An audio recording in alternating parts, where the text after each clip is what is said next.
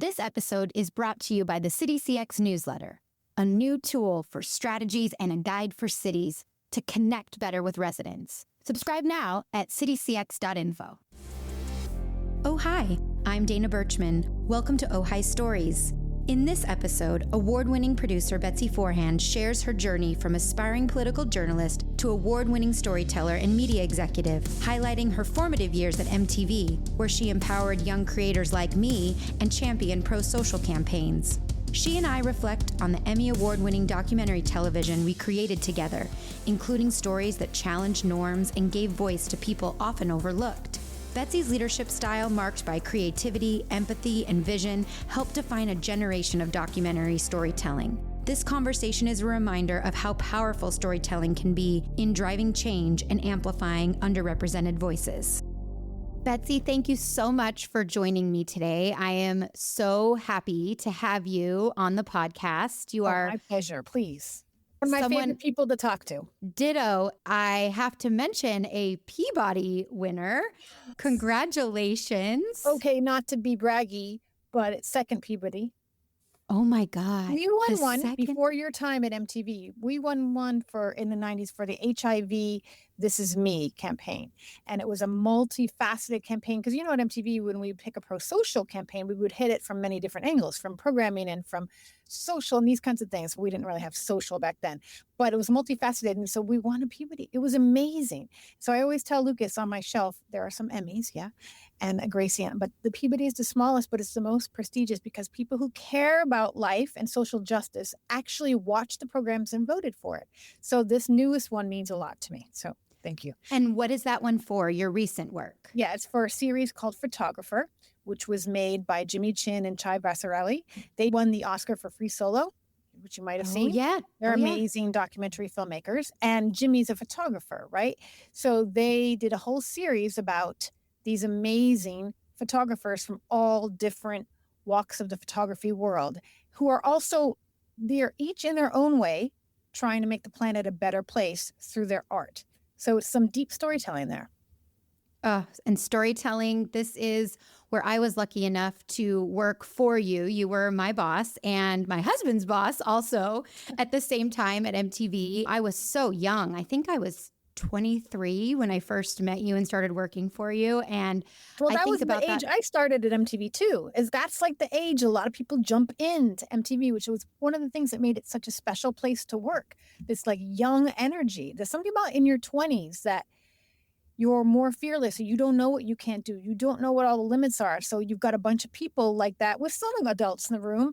And the energy is really propulsive. Isn't that so true? I think about that time in my career so often in that way for so many reasons. You're right. I think I was always stunned, though, that people like you gave opportunities like I got to me as a 20-something. I kept thinking, really? You're going to just let me run with this? And how beautiful and what a wonderful experience to be able to do that so early in your career, because it is so formative and it really teaches you a lot about figuring out on your own and setting you up for success, from building a team to, okay, you have $250,000 and you have an air date for this show and you have to deliver it by this date. What an amazing and fascinating time. So let's back up to your first foray at MTV. So you were 23. And so what year was that? And how did you get there? So I originally, back when I was in college, thought I wanted to be a broadcast journalist, like doing news. I had met with the anchor of the Boston News Channel, and she said, get in college, get smart, learn about the world, learn about politics and economics and social issues. Don't worry so much about journalism. And I was like, all right. So I majored in social thought and political economy, and with this in mind, that I wanted to be a political journalist. So I got an internship at CNN at Crossfire way back in 1990. And I found it very interesting and I liked it. But then I was like, I don't want to work on a political talk show. That's not for me. I kept thinking news, but it was a really tough time to get a job in the industry when I graduated, and I wasn't getting a job in broadcast news. And again, I didn't have this journalism experience, which actually might have helped me a little bit. If I had done both, that maybe would have been better.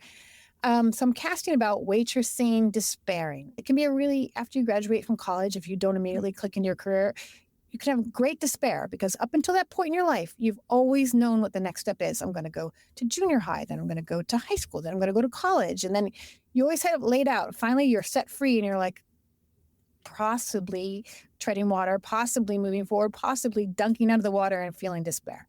So I'm waitressing. And I thought, local news, I don't know. I don't want to just cover car crashes, fire. What am I going to do? How do I break into like national news? And then I saw MTV News doing their convention coverage from 1992 for their first Choose or Lose campaign. I saw Tabitha Soren reporting from the Republican National Convention. I was like, I've always been a pop culture lover. I always was the person with the People magazine tucked into my bag, hidden, while I was going to the cool rock shows with my boyfriend, right? While studying politics. And I was like, that's me. That's MTV News. That's what I want to do. So I wrote them a super fun, clever letter that I have held on to this day and wrote it to the internship coordinator for the MTV News department and caught her attention. And so I knew I was never going to get hired. So I just said, let me try to get an internship because I had learned at CNN that was your way to get in the door. And she called me back. Called me. This is days of calls, not emails. Right. Mm-hmm. And she said, could you come to New York and do an interview? And I'm like, oh my God, yes. And I had never been to New York City on my own. And I interned and I got the internship for the fall of 92 at the tail end of their first Choose or Lose campaign. And mind you, I had already graduated college. So you had to show them that you were getting credits because you can't just work for free. So I signed up for continuing education credits to my advisor, my old advisor. And I said, hey, I want to do this internship for these credits. She said, okay, cool. She sent the letter in. Yes, she's getting credit. And then I just never paid for the credits because I didn't need the credits. So I scammed my way into the industry. And Amazing. I never looked back. Like I did the internship and then I just started getting one freelance gig after the other, getting paid $85 a day. Again, waitressing. Waitressing is one of the best jobs you can have to supplement my income because I wasn't getting paid enough. Basically working 7 days a week but it was like I was loving the work that we were doing, even though it was so hard and not all that glamorous, but it was so exciting to be there at that time. Like it was so cool. I know. So then I just clawed my way from freelance job to freelance job. We never talked about this, but I went into college as a broadcast journalism major and switched to political science for that same exact reason, just as you described, and did my internship with Hillary Clinton's Senate campaign, but then became obsessed with the Choose or Lose initiative, which is where I first worked for you in 2004. I was going to say, what year did you? So I came to High School Stories in 2003 at MTV, so I was doing that first. Wait, what's High School Stories? What's High School Stories? The show. Remember where they were reenacting the pranks? Oh, yes. Do you remember where they were reenacting all the pranks? Oh, yeah. And you said $85. I was $125 a day. There you go. Now, I had a master's degree, which is interesting because I went and got my master's in journalism and public policy at American, and then knew Nadia, a coworker, and who was rooming with my friend who'd gone to NYU for undergrad from college. So I had that connection in, but it's like you. And I think, just like you said, because I didn't intern, now my husband did. He started as an intern in college and worked his way through. I think it was I have a master's degree and this girl wants to log tape. Okay. And I was willing to do anything. Like you said, 7 days a week for not a lot of money to get my foot in the door. And so I started there. And then quickly, I think people realized, oh, she's got a political background. Oh, she understands. So I think I was an AP associate producer for you on the 2004 election, Choose or Lose. The Diddy year. The Diddy year. Yes. The Diddy year. Vote or die. Yes. We went to Harlem. Which was a great slogan, I will say. Oh, yeah. Good. Oh, you were in the Harlem shoot? Yeah. When he kicked me out of the car? Oh, yeah. At the Boys and Girls Club. Oh, yeah. Yeah. Oh, I was there. And I remember the advance team coming in and laying out like Rolex watches, like all of these things that he was going to show up and be wearing, and shoes, like multiple pairs of shoes. And we were at the Boys and Girls Club of Harlem where kids couldn't afford anything and were coming after school. And I remember thinking like the irony. Yeah. And he wanted that car, that Bentley or whatever that car was. Yeah. But he says like, I'm aspirational for these kids. I give them something to aspire to. Okay, dude. All right. Yeah, because this was the J-Lo era. They were together then at that point, I'm pretty sure. I'm not sure. But And so there was the VMA thing that was happening and Yeah. all of that. And okay, so tell me the kicked out of the car story again. He was going to be filming in the car, and we had a camera person in with him, and then you want a producer in too, so you know what's being said, so you know whether you got it or not. But there was a chase van, and he's like, "No, baby girl, no, you're not getting this car. I'm not going to be rolling around with this white girl in Harlem in my car." I was like, "Okay, fine." So I got put in the chase car, which of course you run in and out of like range, and you lost him, and he'd pull up ahead. We didn't know what he was saying. We hoped we got it. That he was going to do other takes for us anyway. So you get what you get. No. You don't get upset. So Oh, yeah. Yeah. And then I remember you were asleep. We had to deliver the show. I think it was like, and you remember that story? Uh-huh. And I had a 2-year-old at this point. So not every moment of sleep is precious. And the day before we were mixing and finishing the show, and it's going to air like the next day or something. I don't know, 2 days, something crazy. And he decided that we had Choose or Lose graphics on there, but he saw a promo that had Choose or Lose and Vote or Die graphics combined. The promos team had made a combined graphic. He calls me in the session. I want that graphic in the show. I'm like, it's too late. I don't know who has that graphic element, and we're mixing and he goes, "It's a Saturday in New York City. You can figure it out. Goodbye." Yeah, I don't even say, he says goodbye. He hangs up. And I'm like, oh my God, what do we do, Dana? We figure it out. You're giving it's like The Devil Wears Prada. And it's get me those Harry Potter books. Like it felt like that kind of task. Yeah, and we had to figure out who would have that element. Do I have that person's phone number? How do I find them? I need to pull in an offline editor to then re-edit those elements. And we did it. We found the people. We got the graphics. We got Molly into the editor, whoever the editor was. We changed the show. We recolored. We delivered it. And then I'm just waiting for his final word to be like, yeah, it's good. It can air. It's 2 a.m. calls. Yeah, I've got Diddy for you. I'm like, okay, I'm awake. They're like, yeah, he just went into the club. We'll call you back. So then I'm like sitting in my chair in the middle of the night just waiting.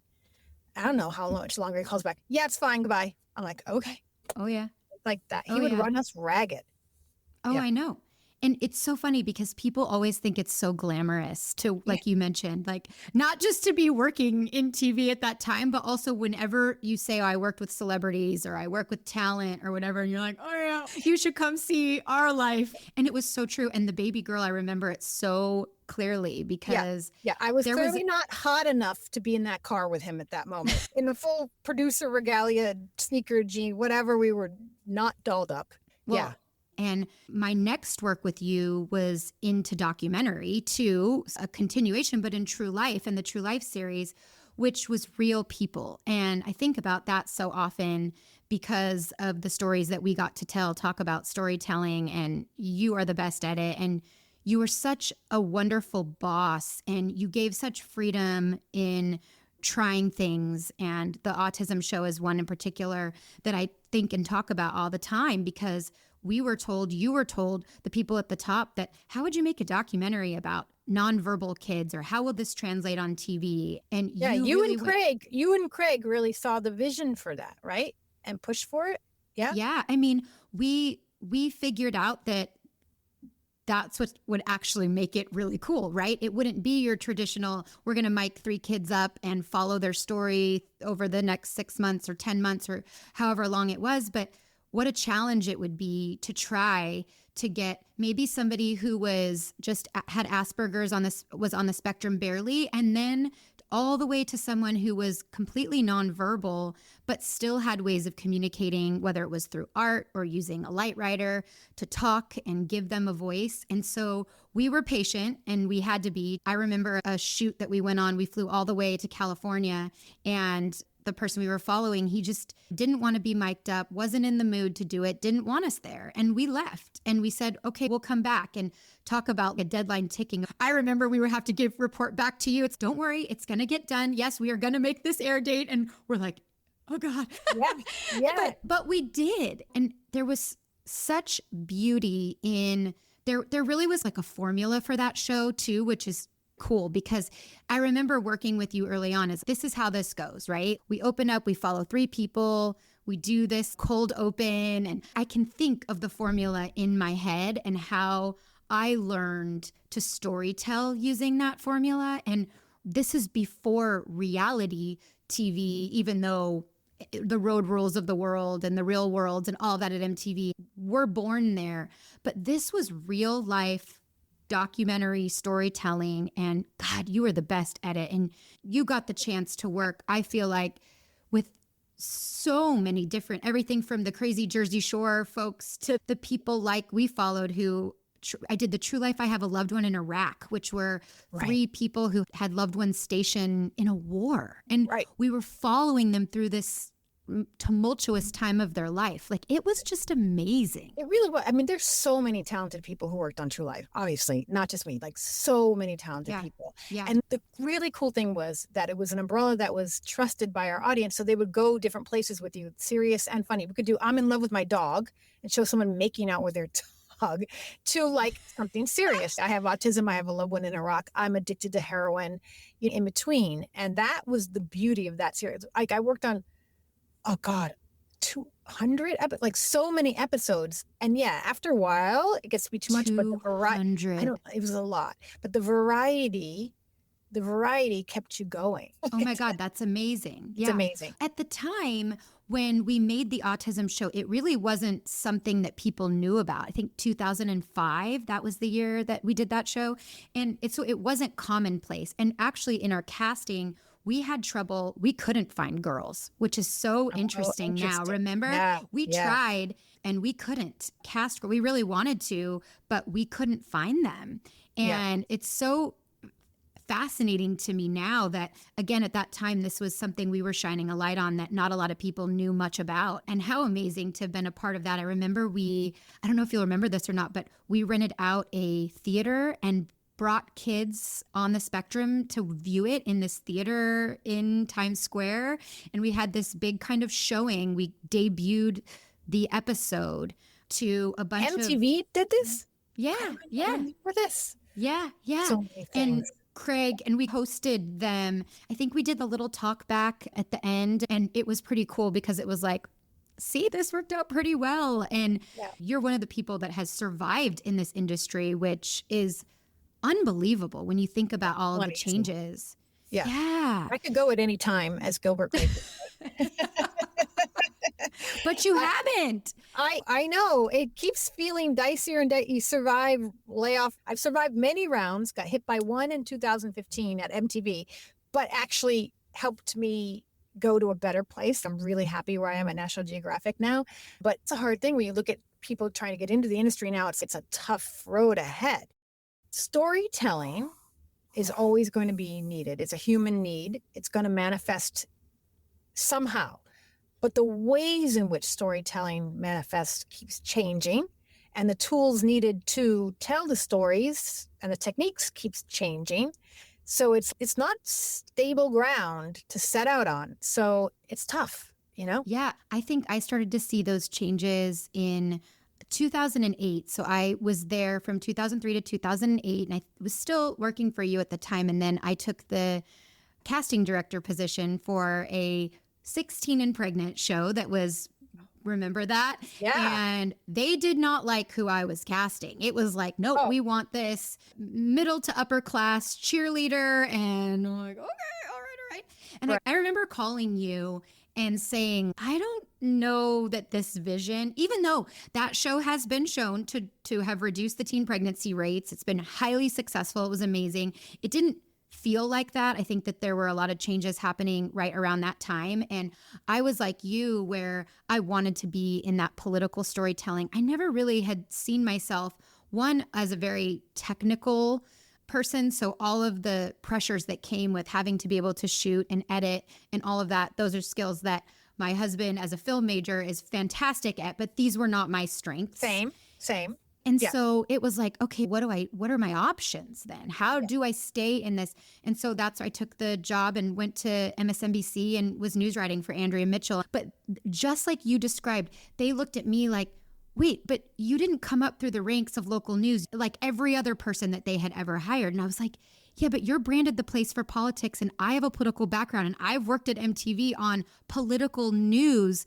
Why wouldn't you want to hire someone like me. And I had to fight. Like you said, it's almost like I had to write my letter and beg, and because I didn't look on paper like the candidate they normally hired. And I remember you were a reference for me for that job. But they did hire you. They did. They did. And I quickly promoted. I quickly became a go-to producer and writer for Andrea Mitchell, because I think they quickly saw, oh yeah, she gets politics. She can actually write for it. And we kind of helped her for the first time start thinking differently about storytelling, which was blogging and needing to use social media. She wasn't on Twitter. I had learned so much of that in my work at MTV because we were young, dynamic, and always trying to figure out how to reach new audiences. Remember when iTunes became the hot thing, where we were going to be delivering episodes, digital downloads? It wasn't just that people were going to be at home tuning in to watch us anymore on their TV. And so we got to see all of these industry shifts happen. It's really quite amazing when you think about it. That was my first full-time job. So what, 2008? Your like a staff job with benefits? Yeah, kind of thing? Yeah, because I had freelanced. I mean, writing news so quickly, that's so hard. Hats off to you for that. You know, it was like a marathon. You go hard every day, but you left it there. You walked out the door. You didn't take any of it home. It was like when you were there, it was very intense, but nothing hung over you at night. And I'd never experienced that before because I always was on a deadline for a show that was going to air or something, and you're always waking up in the night thinking about it. And I did love that aspect. It's a different kind of burnout. You go that hard for so long, though. And it's interesting because they have a formula, too. And still, I talk about this a lot. I still turn on MSNBC, and I feel like I could jump right back into that job because not much has changed about their format and the way they storytell and what that looks like. And so it's interesting to see that. So you had to figure out how to shift your work to survive also. And so how are you doing that now, like today? It's interesting because while we're producing for Disney Plus and Hulu largely, if that's largely our focus now, that's the audience filter that we're using to greenlight and produce our shows. For me, because it's still long form storytelling, it's a lot of the fundamentals are the same. So it's not like I'm producing short social hits or things like that. Oh, actually, though, we are producing YouTube content now, YouTube originals. And I started working on that in the last year. And that is a different head. That is very much a different head. And I'm so glad to be learning it. So that is different. But the bulk of my work is like MTV in the pro-social wings and the news and documentary wings of MTV.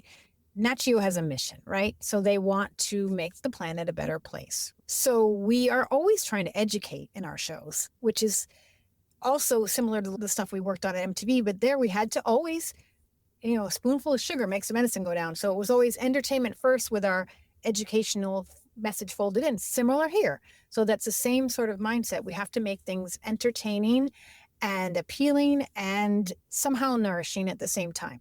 And so luckily, I've managed to carve out a niche where it's changed how we make the things, but the storytelling elements are fundamentally the same, except for YouTube's a little bit different. So how do you measure your success then? Because I remember we used to look at our viewership and how many people were tuning into us. What does that look like now? Oh, well, now with Nielsen ratings, they're sampling a certain number. Not everybody's home is wired, not even close. So, but you go by the Nielsen ratings, which are flawed. But now, streaming, we know exactly who's watching and for how many minutes exactly. We don't share that with the world, but we know. So we measure our success that way. Efficiency ratings, like how much the show costs versus how many people watched it. But then you might target, like, is there a job we need to do for the streaming service? They need more people like this. Can you bring them more people like this? Can you bring them more people like that? Can you get awards? Like our documentary films, they win so many awards that, like, it's incredible. They've been nominated for Oscars year after year. They don't get bonker ratings, but they get prestigious recognition. And that's great because they're moving the needle. They're always socially oriented and putting out a message to the world. And they're incredible pieces of filmmaking. So it's like you look at the whole package when you're judging your success, thankfully, because some of my shows aren't always highly rated. And it's nice, though, if they can get a Peabody or something like that, really helps you feel like, okay, yeah, it's resonating. Absolutely. It's so interesting because I love this idea that I hadn't really thought of. As many things that change, there are some core things that stay the same. And that is the beauty of this work. And I think why I always have been so passionate. And I tried to take everything I learned and infuse it into government because I'm a big believer, I talk about this a lot, that government shouldn't be an exception to how the world works. And when people interact with their government, the government should tell stories, especially now. You talk about people need to understand what government does, why their toilets flush. I talk about this essential services and more than ever, why democracy is important. These stories need to be told. And you know this, the closer you get to the source, the better. And I'm always just baffled at how government organizations and cities have missed this opportunity to connect with people, meet them where they are, and tell their story. It's so true because people don't understand what government does for them. Like, by and large, they don't understand. So when they look at people like cutting it, slashing, burning, they're like, yay, until they realize how that actually affects people. Sure, there's waste, but you don't have to slash and burn. There's fundamental things that the government does, keeping our planes safe, making our toilets work, putting out fires. Like, these are fundamental things, food stamps, these kinds of like social safety nets. Like, and it really is a messaging problem. You're right. You're right. It is. And that's where I didn't think, having had this great run prior to my government work, that I would ever be in this space. And even once I left and started my own company, I thought, I'm probably not going to stay in the government space. I'll move back into the storytelling and the other thing. But I see the need now more than ever. And I keep saying to people, it's like that low-hanging fruit right there where the opportunity is just so missed to tell the story, to talk about the importance of it. And voting, it was the same thing. What we were trying to do at MTV is the same thing that you want to ultimately do in government, which is have your residents understand. So there's this civic engagement driver that when you need something from them, there's an election, or you want good people to run for office, or you need to pass a ballot measure, a bond, make an ask, whatever it is, they're there for you and they'll do that for you and show up. And so I took so much of what I learned in my work with you and at MTV and have tried to infuse it. But it's hard when there aren't people that think like us in that space. And I think because they don't attract people with our skill sets, because it's just, like you said, not a typical place you think of going and working if you're especially a journalism major, but it should be. Right. It should be a place that attracts people to want to come. Create internships to start a pipeline of future students in this storytelling space. Maybe this is something you and I should work on together. There you go. The thing is, we always had private money funding our pro-social efforts, funding our get out the vote efforts. Well, we had money funding it. Governments have to spend money on the people to do the work, to do the storytelling. Luckily, the means of production has become less expensive. With TikTok and all this, like, people can create content a lot less expensively than we did. Absolutely. But they have to be clever, smart, funny people. Right. And you got to get the right people and activate them in the right ways to make it happen. So you have to have someone who really sees the vision, who put a little bit of money into it and like get it going. Yeah. It's exactly like casting. It's so interesting that you say that, because I think about that all the time. Is not every mayor of every city is going to be able to do a carpool karaoke or is going to be able to be on camera, right? You've got to look at what you have and what you're working with, but then how do you go find those people or those stories to tell? Because they're everywhere. It might not be with the person at the top, but they're in your community. And you're so right about the tools that are free, like Nextdoor. I always say it's a free tool that cities can use to go directly into people's inboxes and get feedback from them and use it. And yet cities don't. And it just becomes a place where people complain about barking dogs. They're willing to pay an audiovisual technician to push buttons for a public access TV station that no one watches, but they're not willing to invest in people that can tell stories and create content and know how to use social media and digital media to storytell. And it's just mind-boggling to me. Yeah. And so that's what I really help to build. And I try to share the frameworks for this and the job descriptions with the hopes that I could scale what I built there for other cities or other government organizations to emulate and follow. But it's really the work I did with you and others that prepared me to show like, wait, why couldn't this work in this space? And this is where we need it most, right? And Totally. to get You're young doing people God's work. engaged. Yeah. Oh, thank you. I'm trying. Yeah. I would love to talk to you too about mothering, because you were someone that I looked at obviously as an amazing boss, mentor, friend, but to watch you, I remember you becoming a parent and a working mom. And I remember you told me when I got pregnant, you said, you got to get on a waiting list for a Montessori preschool. And I was like, what? I haven't had the baby yet. You're like, you have no idea what's about to happen. Someone on the playground when he was just a year and 3 months who said, so what are you doing for school next year? I'm like, what are you talking about? She said, by December, you have to apply for the 2-year-old programs. I'm like, what? That was New York. Oh, yeah.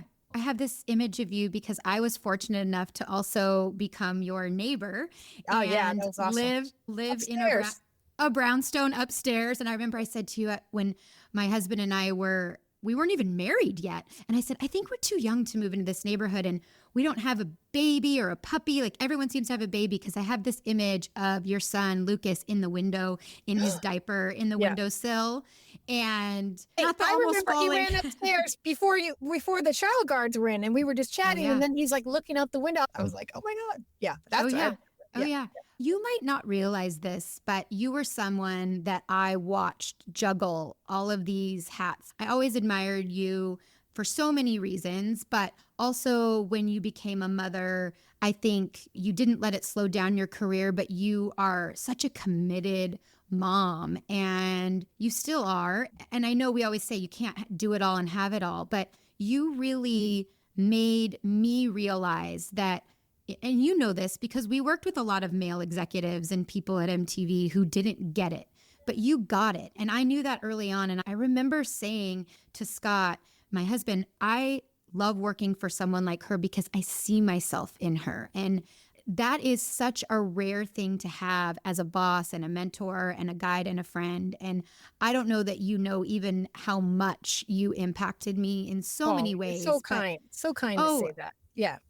And you're always like a little like me. It's always a little frantic. Yeah. Like you said, it always gets done. It always works out. We always figure it out. And you taught me that. I remember you teaching me like, you'll figure it out and you'll navigate these choices and be able to figure out how to find some semblance of balance. Yeah, it helped to have a staff job I'd had for a long time at that point when I had him. So I was able to leave at the ungodly hour of 5. You don't leave at 5 at MTV, but I was able to leave at 5 to get home before 6. And his nanny, I was lucky enough to be able to afford a nanny at that time because that apartment was so cheap where we lived at that time. Oh, I know. Can you believe it? I know. So then I could feed him and put him to bed and be with him. And then you do your second shift. You start working again at 8 after he's in bed. That's how you figure it out. I was lucky enough. And when you're at a new job and you're young and you're hustling, it's just harder to be a mom. Yeah, maybe that's why we're supposed to start in our 20s and go hard early before you have kids and all of that, because it is true. What else do you have to go home to? I remember sitting in an edit till 2 in the morning. Whatever, Why just not? Normal. Yeah. For everyone out there looking to hire young, hungry talent, especially in New York where people are there to do that work. What an amazing special time. And you're still there. I'm so envious. You still getting to live the life in Brooklyn. And I miss it so much. You have a pool. Okay. I do. Yeah. You have to living in Arizona, but I do have a pool. There are some luxuries that you definitely have with nearby. Your parents nearby to help babysit and be grandparents to your kids. It's like a trade-off. It's harder with 2 kids.